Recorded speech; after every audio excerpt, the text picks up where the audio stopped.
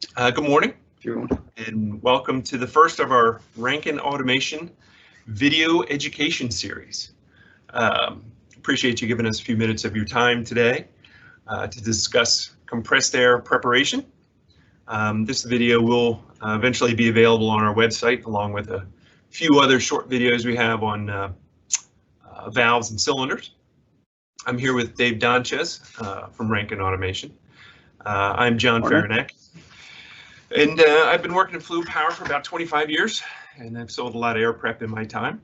I'd like to give you a brief overview of the components that make up a common air prep system, how they work, why we need them, and how to select the right components.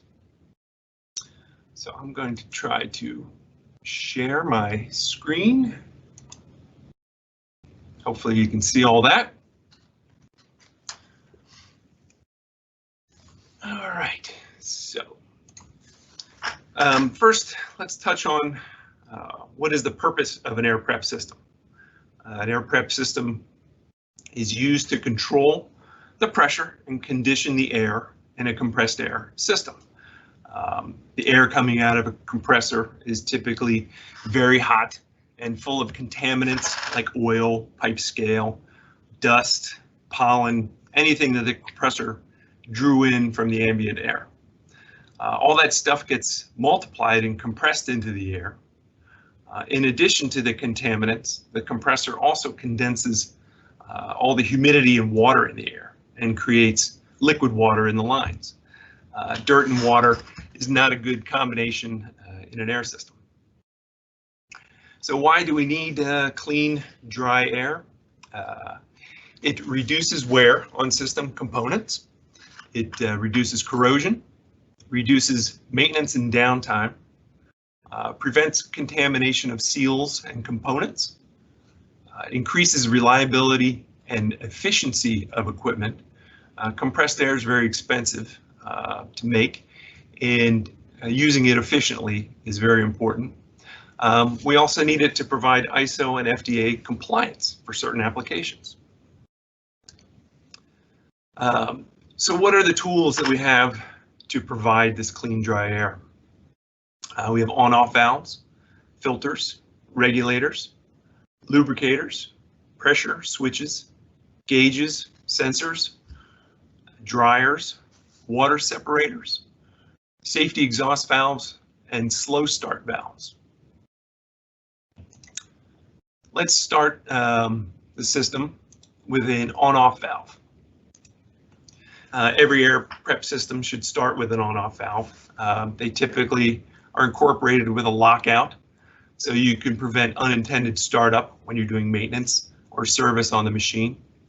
These are simple three-way valves that exhaust the downstream pressure, relieving all of the energy in the system. Most of these are generally a manual type application. Compressed air filters are used to remove particulate, water, oil, and vapors from a compressed air system.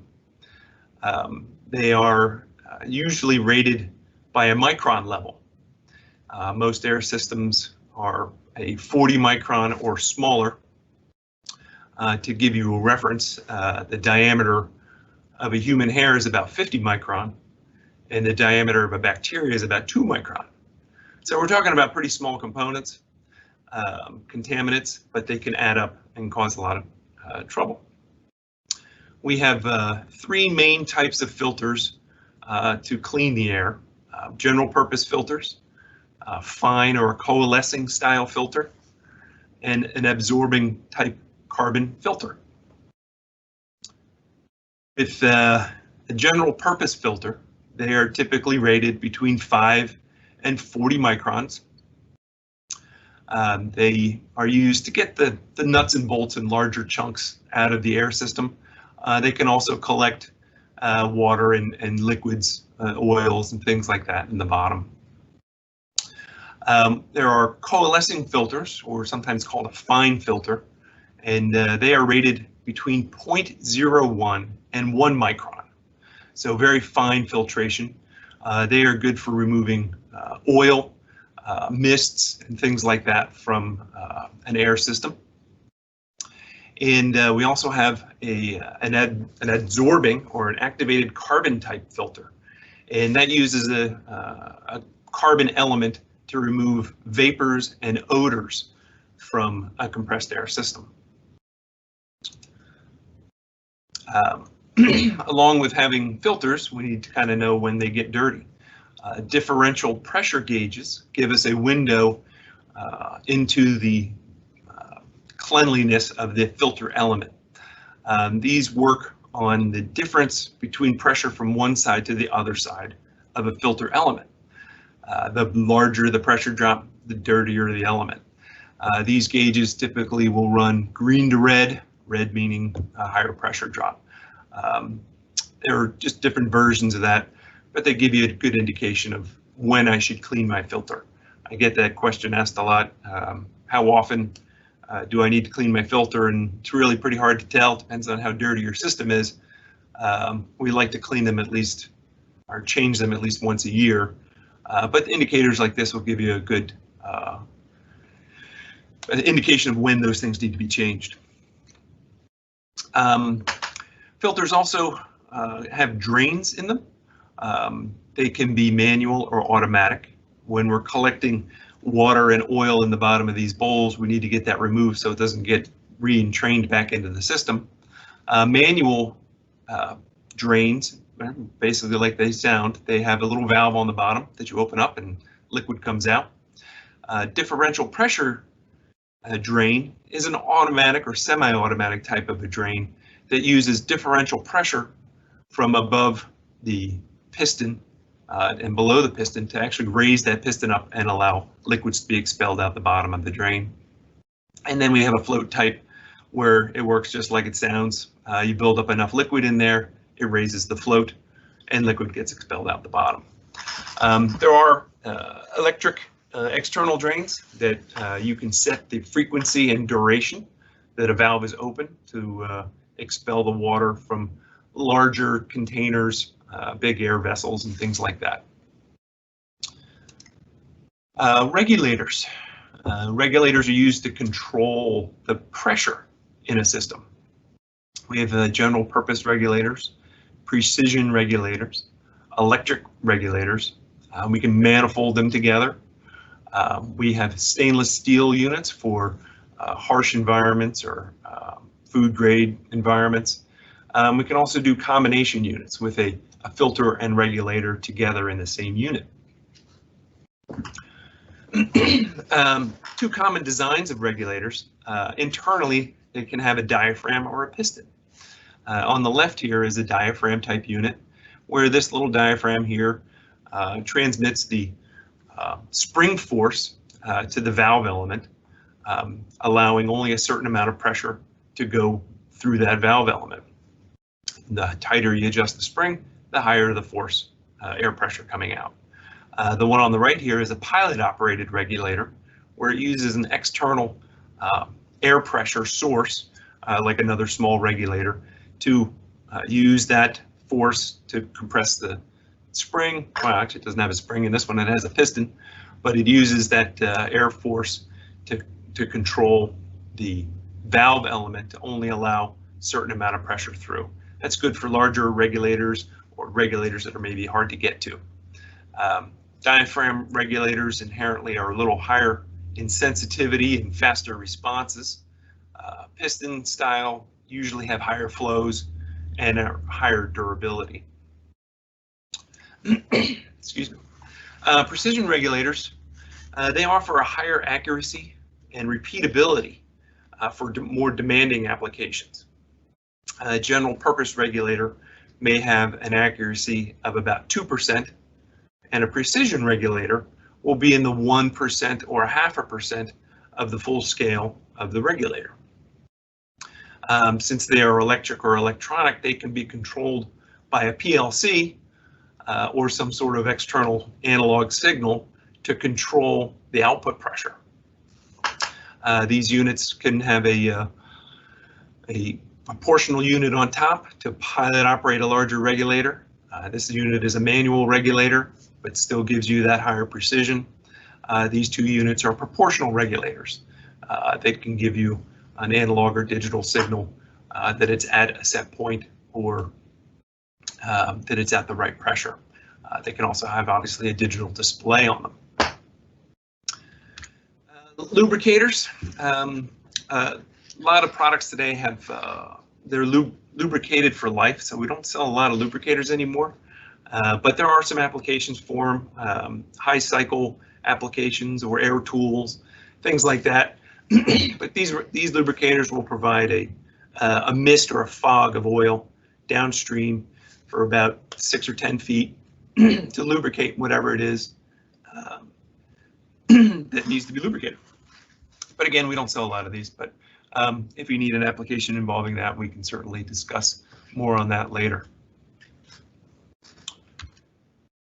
Gauges, they provide a visual indication into the pressure or flow of a compressed air system. Hey, John. Yes, sir. Sorry, don't mean to interrupt, but I'm going to. The bottom right corner, can you move my initials? I think that's you who needs to move that. It's blocking a little bit of the slide. Let me see if I can get you out of there. Sorry about that. Sorry, I didn't catch that either, but someone notified me that it was blocking a little bit of the slide.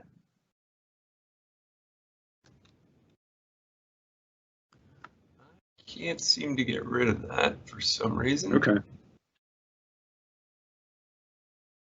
Sorry about that. I don't know how to get rid of that, folks. Okay. Yeah. We can work on that. Anyway, I was saying about gauges. We like to pick a gauge based on the pressure in the system. You want to kind of be somewhere in the middle of the range of a gauge. Typically, the ends of a gauge are the least accurate compared to the middle range of a gauge. These red and green gauges, like you see here, are adjustable and can provide you a green or a good range that you'd like to see the pressure in the system. We have digital pressure gauges that can give you a digital output. They can also give you an analog output based on the fluctuations in pressure in the system. They can be set up with set points, windows, where don't go below this or don't go above that.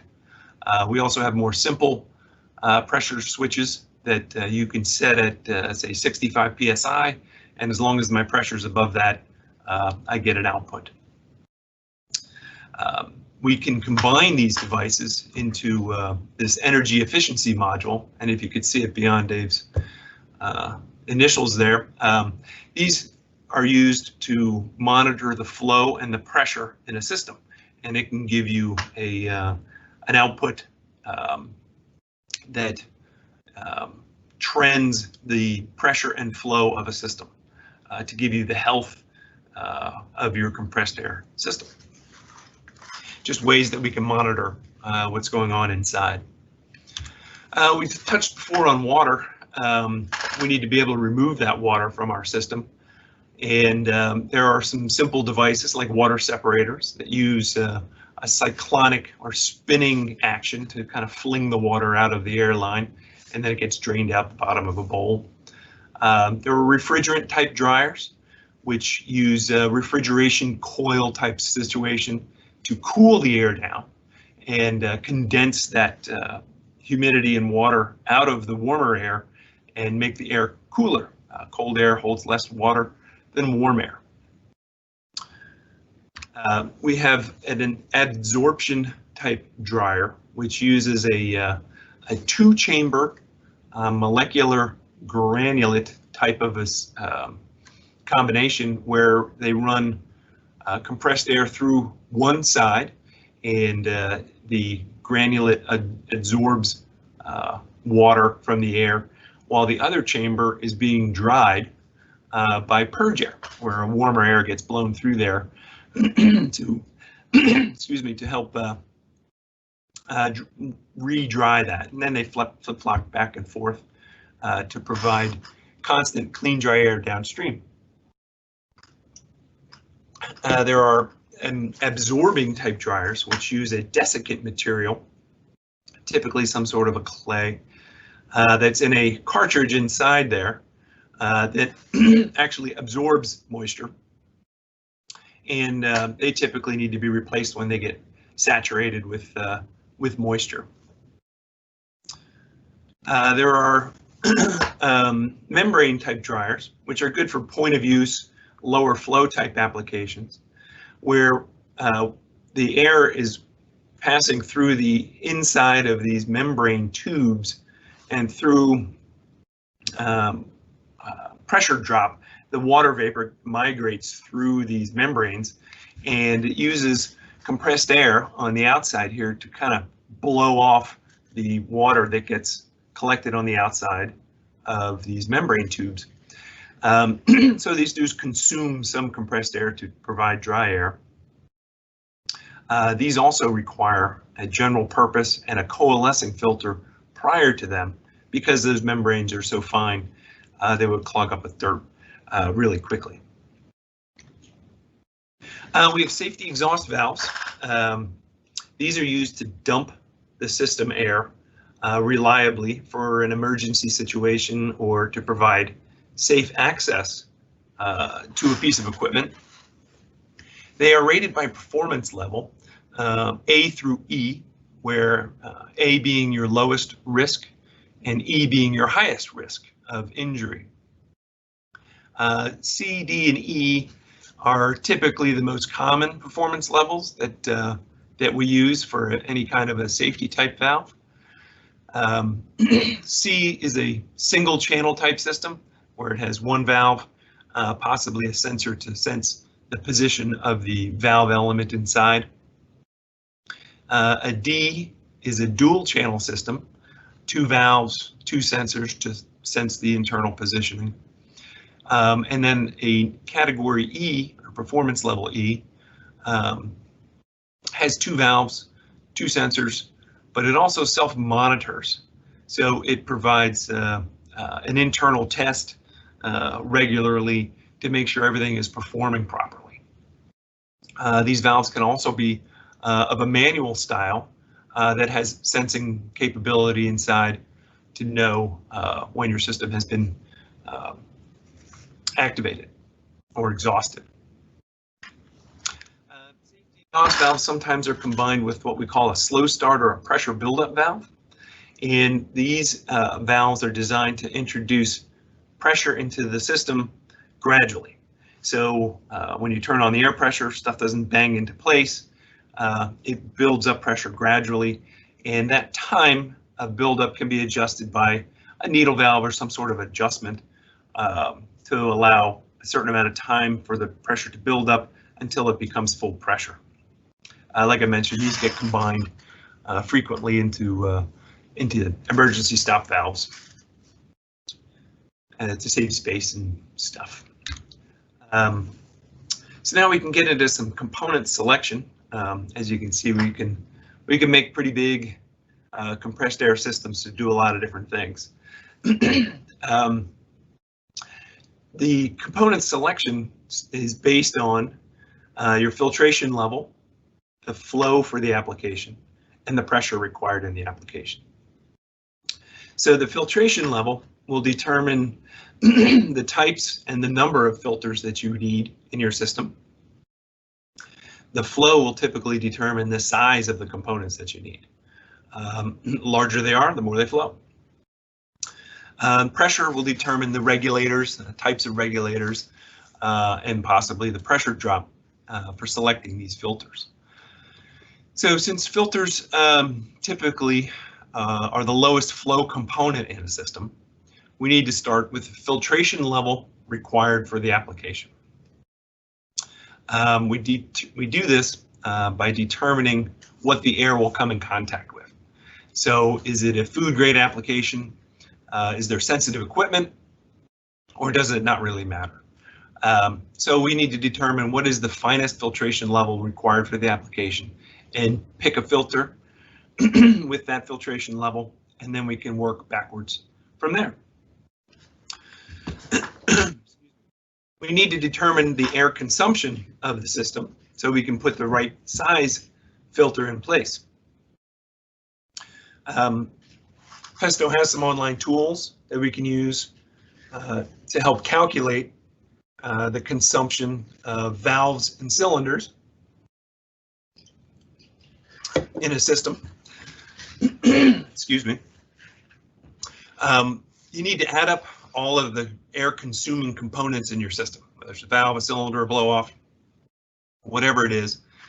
Manufacturers typically can give you the consumption of those devices. We add all that up to determine in liters per minute or cubic feet per minute the demand that that system will put on an air prep system. When we know the consumption and we know our filtration level, we can figure out what size filter that we need. Filters typically have a chart like this that will give you the flow available at a particular pressure. In this case, there's 3 lines for 36 psi, 92 psi, 150 psi. So depending on what system pressure you're running and the flow required, we can determine what filter is going to provide enough flow for our system. The pressure drop, as you see on these blue lines, are a result of the resistance of air going through the element. So you want to make sure that the filter is big enough to have a low pressure drop. We like to keep that below 2 psi because we mentioned before air is expensive. So the more pressure drop you have, the least efficient your system is going to be. I'd like to pick a filter that is twice the flow level of the air consumption of the machine. That gives you a little bit of leeway when filters get dirty and things like that. So once we figure out that filter, then we can work and build our system backwards from there. Most everything else is going to have a higher flow factor than the filter in the system. With regard to filtration levels and air quality, the International Standards Organization, or ISO, developed an ISO 8573 classification. And this classification helps you communicate the same air quality for everybody. So if a machine builder is going to build a machine for a food grade application, he can guarantee that the components in his system will provide the proper amount of air quality on that machine. The system is broken down into 3 classes: solid particles, water, and oil. And it's designated by a 3-digit system. So each class has a 0 to 9 rating, and that rating corresponds to the number of particulates per cubic meter. With regard to solid particulates, in water, it corresponds to a dew point level based on temperature. And in oil, it's milligrams per cubic meter of liquid or vapor content in the airstream. So those, like I mentioned, can be classified in that 3-digit system, like a 141 or a 744, as you see here. A lot of applications, like I mentioned, have a required purity class, and we have developed air combinations that meet those air purity classes for a specific industry or application. Metal processing may only need a 543 purity class, but electronic chip manufacturing may need a 121, a very high purity class. So we can develop an air prep combination to meet those purity classes. We have online engineering tools that will work with those purity classes to build a combination from Festo and Master Pneumatics, one of the other companies we represent.